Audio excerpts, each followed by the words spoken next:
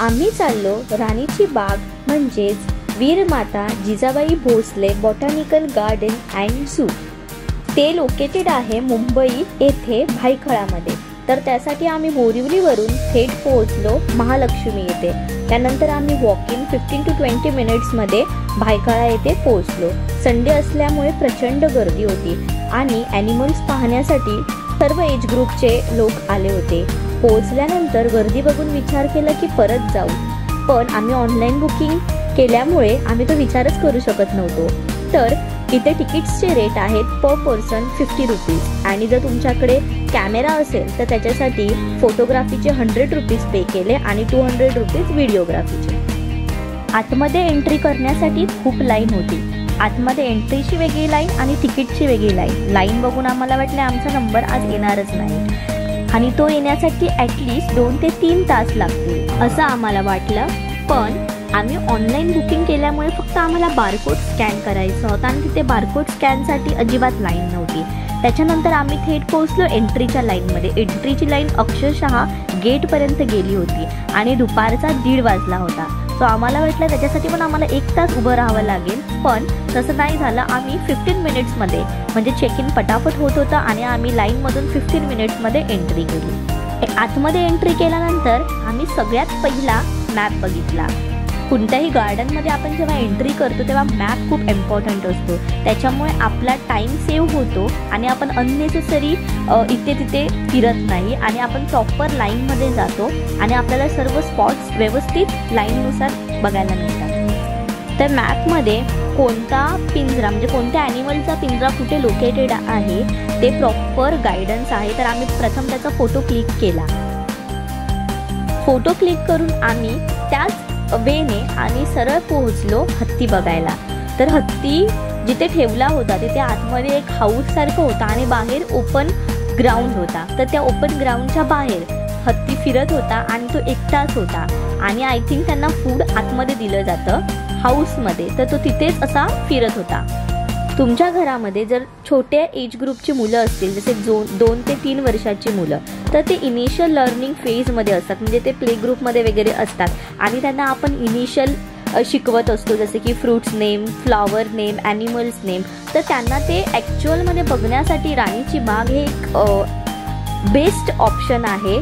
आपल्या जंगलाचा राजा सिंह लवकरच येणार आहे असा बोर्ड सिंहाच्या पिंजऱ्याबाहेर लावला होता, त्याच्यामुळे आम्हाला ते बघताच आलं नाही।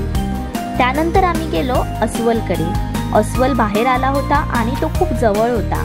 त्यानंतर तो एकटा पूर्ण एरियामध्ये फिरत होता आणि त्याच्या हातामध्ये होता कलिंगड। तर तो कलिंगड खात होता आणि इकडे तिकडे उड्या मारत होता। तर अस्वल बघण्याचा पण एक्सपिरियन्स फर्स्ट टाइम होता। या आधी मी कधीच अस्वल पाहिलं नव्हतं आणि त्याच्या अंगावरती खूप सारे काळे केस होते आणि त्याची बॉडी एकदम डौलेदार होती। तर ते बघायला खूप मजा आली।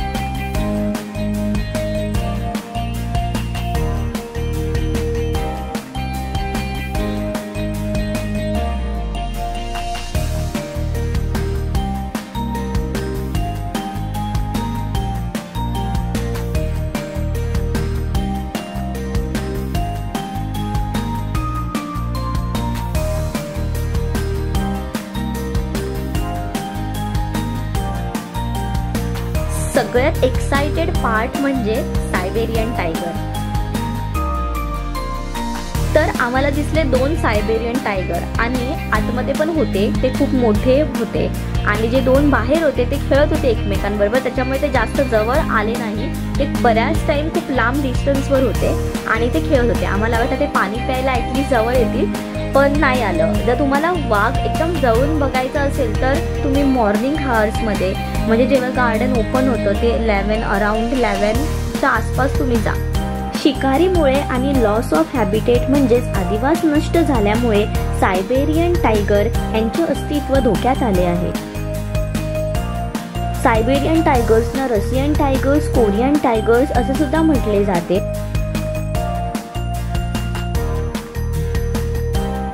राणीची बाग सारखे gardens, national park and wildlife sanctuaries develop केल्यामुळे प्राण्यांना प्रोटेक्शन मिळतं।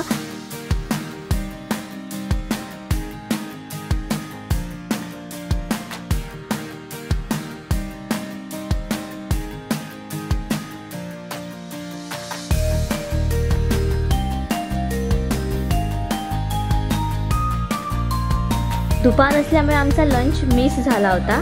तर गार्डनमध्ये एक मस्त कॅफे आहे, वाईल्ड कॅफे. तिथे तुम्हाला आईस्क्रीम, बर्गर, समोसा असे ऑप्शन्स मिळतील. सो तुम्ही ते खाऊ शकतात आणि अफोर्डेबल प्राईसमध्ये आहे. जी बाहेर रेंज आहे तीच रेंज तिथे तुम्हाला मिळेल. तिथे आम्ही नाश्ता केला आणि त्याच्या नेक्स्ट जो प्राणी होता तो होता हिप्पोपोटामस. तर ते मस्त दुपारच्या उन्हामध्ये असे पाण्यामध्ये तरंगत होते आणि एकदम रेस्ट करत होते. ते उठलेच नाहीत वरती, ते एकदम झोपले होते दुपारची वेळ असल्यामुळे. तर आम्ही त्यांना लांबूनच बघितलं आणि त्याच्यानंतर आम्ही गेलो मंकीज बघायला. मंकीज आपण नॉर्मली नॅशनल पार्कमध्ये वगैरे बघतो, पण इथे ते मंकीज पिंजऱ्यामध्ये होते आणि त्याच्यामध्ये छोटे छोटे मुलं पण होते त्यांचे आणि ते खूप क्यूट होते.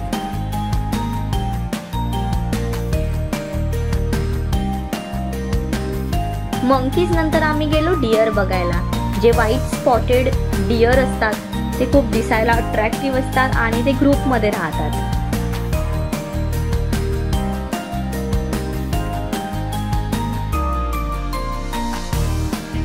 तर आम्ही बघितला बारशिंगा, जो की त्याच्या अट्रॅक्टिव्ह शिंगांसाठी ओळखला जातो आणि त्याची साईज पण डिअरपेक्षा मोठी होती.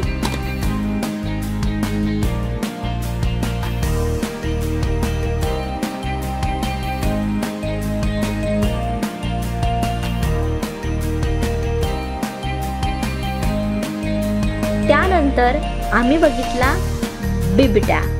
बिबट्या बसला होता थोडा लांब, तो आराम करत होता. दुपारी लंच करून तो रेस्ट करत होता आणि तिकडेच आम्ही बघितलं त्याच पिंजऱ्याच्या आतमध्ये म्हणजे बाजूला तरस होते. तरस पण झोपले होते.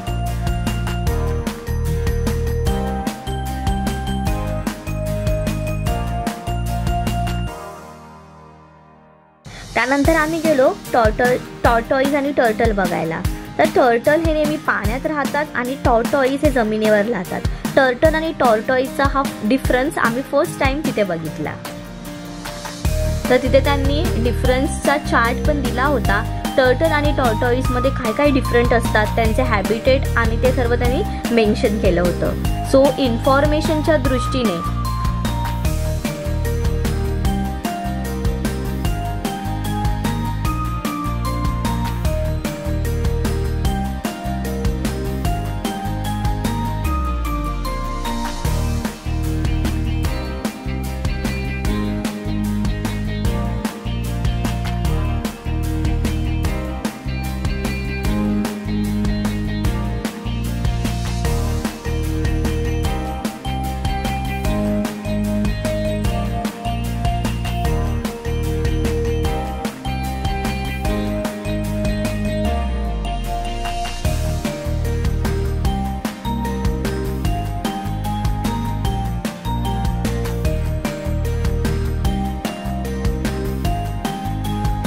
आम्हाला सर्वात एक्साइटेड आम्ही ज्यासाठी होतो ते म्हणजे मगर बघण्यासाठी.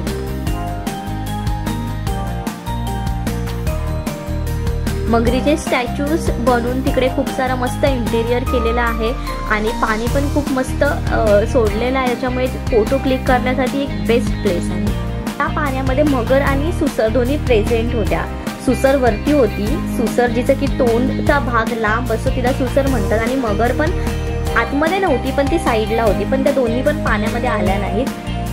आम्ही खूप वेट केला तिथे उभं राहून. तिथे आम्ही थोडे पिक्चर्स क्लिक केले. आम्हाला वाटलं येईल पाण्याच्या आतमध्ये, पण ती नाही आली.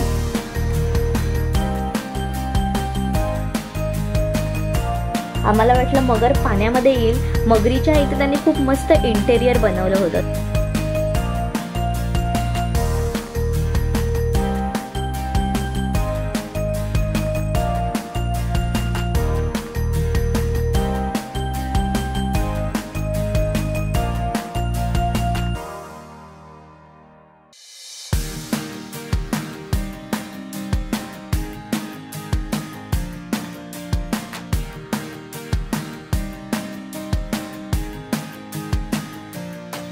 त्यानंतर आम्ही गेलो पान पक्षी बघायला. पक्षी बघण्याचा एक्सपिरियन्स खूपच मस्त होता.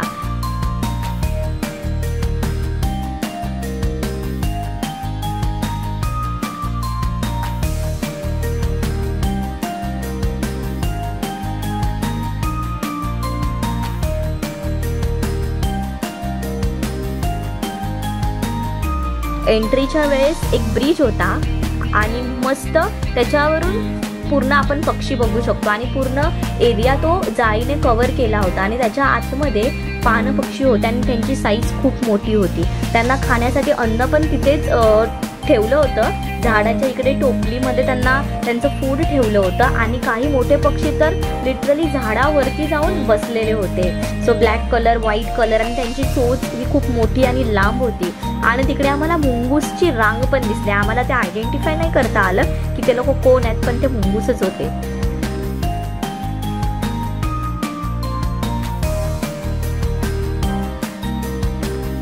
आमच्याकडे टाइम कमी असल्यामुळे आम्ही पेंग्विन आणि काही आमचं 1-2 स्पॉट मिस झाले, तर ते आम्हाला नाही बघता आले. हां, पेंग्विन आणि बर्ड्सचे आमचे म्हणजे जे पोपट वगैरे होते, पॅरट्स, ते आमचं मिस झालं बघायचं. त्याच्यामुळे आम्हाला ते नाही बघता आलं. आणि संध्याकाळ झाल्यामुळे आम्हाला थोडं बाहेर काम होतं, त्याच्यामुळे आम्ही दोघं पण इव्हनिंगला 5 वाजता, अराउंड 5 वाजता आम्ही गार्डनमधून एक्झिट केली.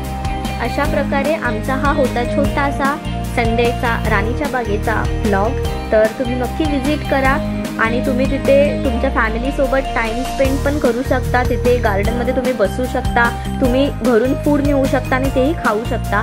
सो तिथे तुम्हाला ते फ्रीडम आहे. सो तुम्ही नक्की तुमच्या फॅमिली आणि फ्रेंड्ससोबत एक चांगला टाईम जवळपास स्पेंड करू शकता. जर आपली इकोसिस्टम प्रोटेक्ट करायची असेल तर एन्व्हायरमेंटमधले ॲनिमल्स प्रोटेक्ट करणं खूप इम्पॉर्टंट आहे. त्याच्यामुळे love animals, save animals and enjoy nature. Like, share and subscribe. Thank you.